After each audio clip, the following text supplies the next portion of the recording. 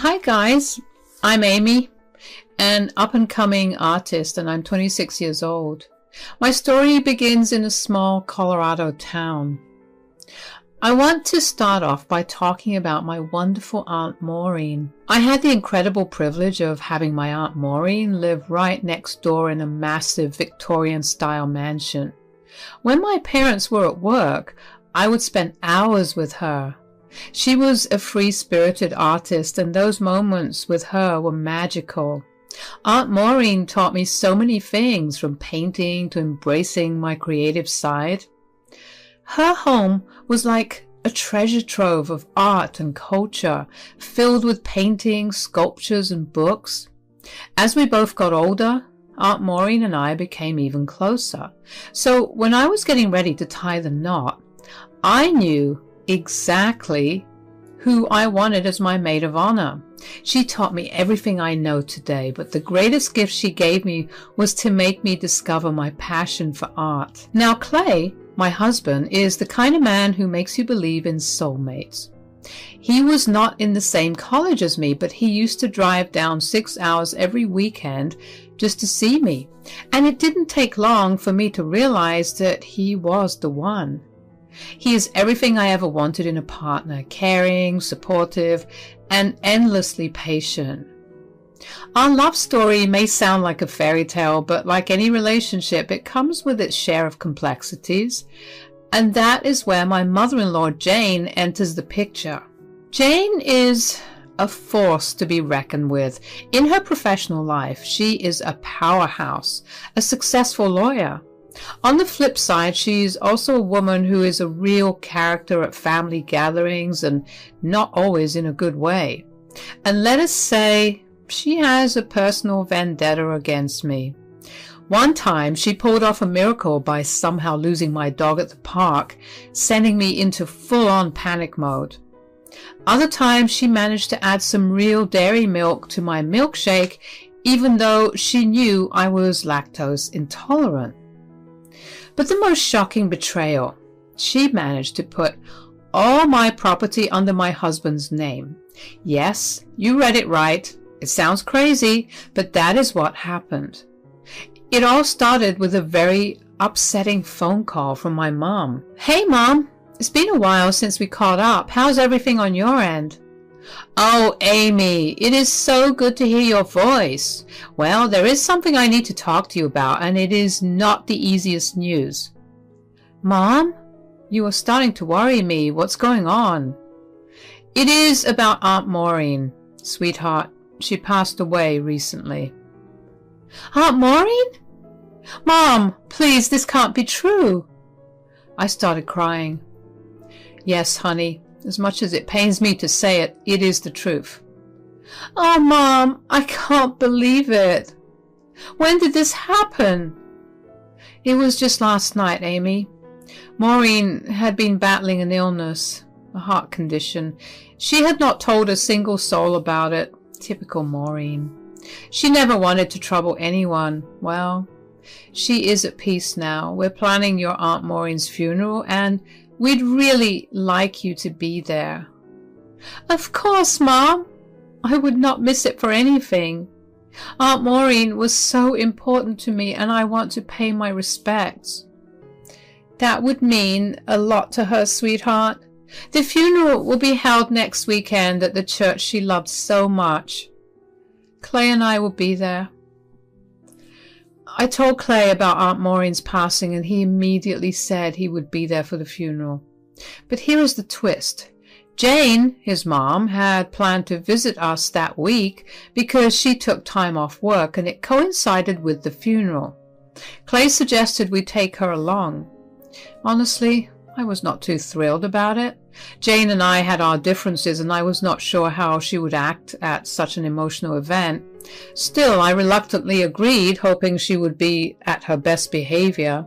The day of the funeral came, and Jane showed up dressed in black, just as we had asked her to. We all piled into the car for a 2-hour drive to the funeral location. Inside, I was feeling a whole lot of sadness and a lot of hope that Jane would keep things calm. The church was filled with friends and family who had come to pay their respects to Aunt Maureen. During the funeral, I had to step up and deliver a eulogy for Aunt Maureen. It was a pretty emotional moment, to be honest. At the reception, while I was chatting with Jane and Clay, my mom walked up to me. It was the moment she told me something I was not prepared for. "So, Amy, did Jane and Clay have a comfortable drive up here?" "Yeah, the drive was fine." "That's good to know, Jane. Amy, there's something I need to tell you. We found out about Aunt Maureen's will the other day, and she left everything to you." "Everything? What do you mean, Mom?" "I mean, her 2 houses and $100,000 in her bank account. All of it goes to you, Amy." That is a lot, Amy." "Wow, I can't believe it. I knew she loved me, but this is really a lot." "Well, you were her only niece, and we were her only family." "That's quite the generous amount she's left behind." "How about we take a drive to the other side of town so you can get a better look at the property? It is in the outskirts, and she never used it. That way you can decide what you want to do with it after seeing it up close. You are already familiar with the house she lived in." "Yeah, that's a great idea, and the other place is the house I grew up in. It is not something I'll easily forget." Amy turns to Clay and Jane. "Clay, Jane, would you be willing to come along with me?" "Of course, dear. We have no objections at all." "No problem, babe." Later that evening, we all got into the car to go and see the property. "This place is huge, Amy. It has so much potential." "Indeed, but it does seem like it has not been maintained for a while." "That's true. It will need some work to get it back in shape." "You know what, guys? I have made my decision. I'm going to renovate this place and put it on the market. Meanwhile, I will keep the other place. Aunt Maureen and I shared so many memories there, and I want to keep that connection alive." "That sounds like a great plan." We got back home really late that night, and Jane decided to stay over. The following day, over a cup of coffee right before Jane was going to leave, she came up to me with an offer. "Amy, I've been thinking, since I'm a lawyer and I deal with legal paperwork all the time, I can help you with the legalities of your Aunt Maureen's properties." "Oh, really, Jane?" "Well, it is the least I can do. I know this inheritance is relatively straightforward, but when it comes to dealing with multiple properties, it can get a bit complex. I'm familiar with all the ins and outs of this stuff." "It would definitely make things easier." "I would be happy to assist. I can ensure everything is in order, from transferring titles to handling any legal documentation that may be required. So, if I have your permission, forward all the documents to me and I will take care of stuff. You might already be going through a hard time losing your aunt. Let me help you."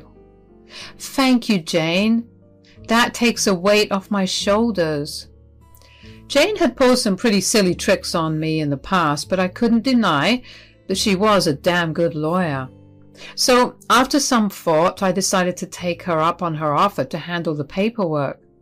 You know, Jane could be a bit, well, let's say, difficult to deal with at times. Like any mother-in-law, she had her moments, but I honestly did not think she could cause me any financial trouble.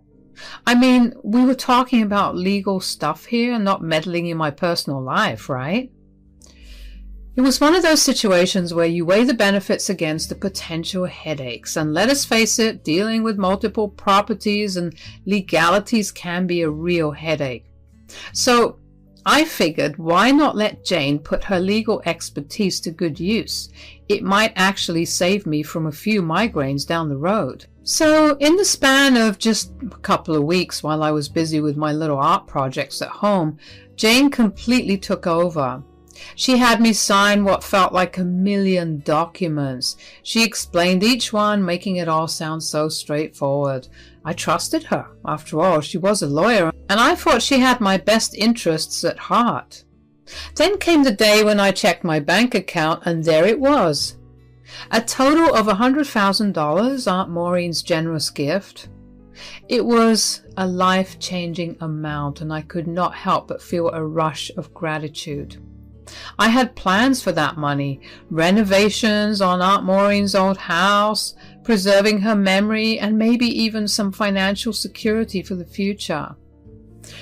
With this sweet inheritance, I planned to open up my very own art gallery. It was going to be a tribute to her talent and a place where artists can shine. You know, they say you should always read the fine print before signing anything. Well, I wish I had taken that advice to heart.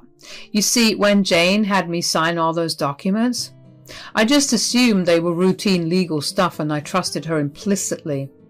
I never bothered to read them carefully, and that, my friends, turned out to be a big mistake. I was under the impression that I had become the rightful owner of Aunt Maureen's properties, and I kept the paperwork tucked away, completely oblivious to the details within. It was a classic case of naivety mixed with misplaced trust, and I could not help but blame myself for not being more vigilant. Fast forward a month and I found myself in a situation where I needed those very documents. I had decided to sell Aunt Maureen's abandoned property to a builder named Jonathan. He was interested, and it seemed like a good opportunity to move forward with my plans. So one sunny afternoon I pulled out the paperwork from where I had stashed it and took it along to meet Jonathan. I thought it was just a formality, a quick exchange of papers, and the deal would be sealed. Amy, something does not seem right here. What do you mean, Jonathan? These documents. They do not exactly convey the ownership of the property to you. My heart sank as I glanced at the papers. I had never paid much attention to the legal jargon before, but now it seemed like everything was written in a foreign language. What? But Jane, my lawyer assured me that I was the owner. Well, Amy, it looks like you have had a misunderstanding with your lawyer. From what I'm seeing, this property clearly does not belong to you. How is this possible? Jane, she had promised. I understand, Amy, but it looks like you'll need to consult a new lawyer to sort this out. I can't proceed with the purchase without clear ownership. Wait, did you say the property belongs to someone else? Yes, it's listed here as the property of Clay Carpenter. Clay Carpenter? That's my husband. Are you sure it says that? 100%. My mind was racing as I hastily gathered my things and left the cafe with Jonathan's words echoing in my head. The shock of discovering that the property did not belong to me but to my own husband, Clay Carpenter. How had this happened? I needed answers, and I needed them fast. I dialed Clay and asked Clay to come back home right away. Clay, did you know that you were the owner of the property? I mean, Aunt Maureen's property? Yeah, I did. My mom told me there was some trouble putting it under your name, so she made me sign a couple of things. I thought you were aware of this. Clay, I hate to jump to conclusions, but I think your mom lied to both of us. What do you mean, Amy? Clay, your mom told me she was making me the owner of the house, and she told you a whole different story. What? That can't be right. I had no idea about this. Clay, something isn't adding up here. I trusted your mom, and I can't believe she'd deceive us like this. This is messed up, Amy. I need to talk to my mom about this. Clay and I looked at each other, totally puzzled. So without wasting any more time, we hopped in the car and zoomed over to her place, ready to get to the bottom of this crazy mess. Jane, we need to talk. We found out about the property, and there is something you need to explain. What are you talking about, dear? Cut the act, Mom. We know you lied to both of us. You told me you were making me the owner of the house, and you told Clay that you were making him the owner of the house, and told him I was okay with it. What is the truth here, Jane? Ah, you caught me there. Well, Amy, I did what I thought was best for my son. He deserves all of it. You see, Amy, I've never quite trusted you. You've always been a stay-at-home wife, never really contributing financially to this family. Painting those silly little art pieces doesn't really help you to run the house, does it? In my eyes, my son deserves all that property more than you do. I cannot put his future in your hands. I just can't trust you to handle it properly. Frankly, you have always been more of a burden than anything else, living off my son's hard work. Mom, that is enough. Amy's my wife, and I will not let you insult her like this. She has supported me in every way she could, and that is more than anything. I'm a lawyer, Clay. At 55, I'm still taking on challenging projects and hustling in life. Look at Amy. She's nothing but a useless housewife, painting her life away like a 20-year-old. Mom, being a homemaker is as much of a struggle as being a lawyer is. I have had enough of your lies, Jane. Just wait and watch. I'm going to sue you. Sue me? With the knowledge and brain you have, I do not think you stand a chance. Little did Jane know that my dad was a judge. I mean, talk about a twist she did not see coming, right?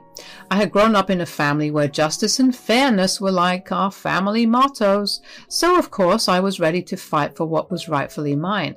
Now, let's get one thing straight. Being a housewife is no excuse for anyone to steal your inheritance and pull all this shady stuff. Housewives, just like any other role, play a massive part in making a home, and their contributions are absolutely priceless. So it was beyond unjust for Jane to underestimate me based on my chosen role. So there I was, hatching a plan with Clay. He was all in, and he knew his mom's tactics like the back of his hand. We were not going down without a fight. We decided to get our own lawyer. With legal expertise on our side, we went full steam ahead, filing a lawsuit against Jane. Our case went to court, and let me tell you, that day is etched into my memory forever. It was one of those moments when you feel like your life is on the line and everything hangs in the balance. I had an honest conversation with my dad about the whole situation, and he reassured me that justice would prevail. Having a judge as a father was a real advantage in this ordeal. Jane, on the other hand, looked confident as ever. She probably thought her lawyer skills would save the day, but little did she know that justice does not bend to manipulation. Amy, you have really outdone yourself this time, suing your own family. I guess you'll learn a lesson or two about the real world. Jane, this is not about lessons, it's about justice. Aunt Maureen's properties were meant for me, just me. I would have shared it with Clay and even you, but you did not even give me a chance. I'm a skilled lawyer, Amy. I know how to navigate these waters. You were just a housewife. Once this is over, you'll realize that you should have never gone against me. And just as she was talking crap about me, my dad entered the room. What? What is he doing here? Is he the judge? Yeah, Jane, that's my dad. He's the judge presiding over this case.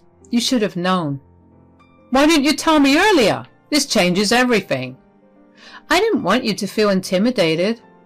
I didn't sign up for this. I thought I could win this without any issues. The courtroom showdown ended with Jane getting a 2-month timeout in jail for her tricky antics.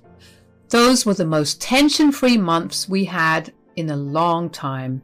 With a new lawyer by my side, I managed to secure ownership of Aunt Maureen's properties. We decided to sell one of the houses to a builder, knowing it was the smart move. It felt like a huge weight lifted off our shoulders. No more legal battles, no more deceit to worry about. Life moved forward and we breathed easier. Just a day ago, Jane walked out of jail, and the first thing she did was march up to me. She had to fork over a cool $20,000 as part of the fine from the lawsuit I won. Amy, I wanted to apologize for everything I did. I shouldn't have called you a boring housewife and all those terrible things. I was wrong. Well, Jane, it is about time you realized it, but you see, those words, they don't come off easily. Amy, you do not understand. I lost my lawyer's license, and now I'm jobless. I have no savings left, and the fine you imposed on me. Oh, Jane, isn't it ironic? The mastermind lawyer now facing consequences herself. As for that fine, well, you'll just have to find a way to pay it, won't you? Please, Amy, I'm begging you. Can't you let me get away with the fine? I have nothing left. Sorry, Jane. No shortcuts to redemption here knocking at my door. Jane, well, she's got her own set of issues now. She's no longer a lawyer, and her son, Clay, isn't exactly rushing to her side. Consequences have a funny way of coming back to bite you, and it seems like they've caught up with her. She eventually paid us the money, which we honestly didn't need, and now we have completely shut her out of our lives. I hope she learned a major lesson. Respect every hustle out there and treat everyone right. Don't let your ego get too inflated. The higher you soar, the nastier the fall when you come crashing down. I'm now the proud owner of some prime property and a nice chunk of cash. It's like a world of opportunities just busted open for me. I've got this killer plan to open up a gallery for myself, and the first art show is going to be showcasing all of Aunt Maureen's incredible art. Her creative genius deserves to be seen by the world, and I'm going to make it happen with that sweet inheritance money.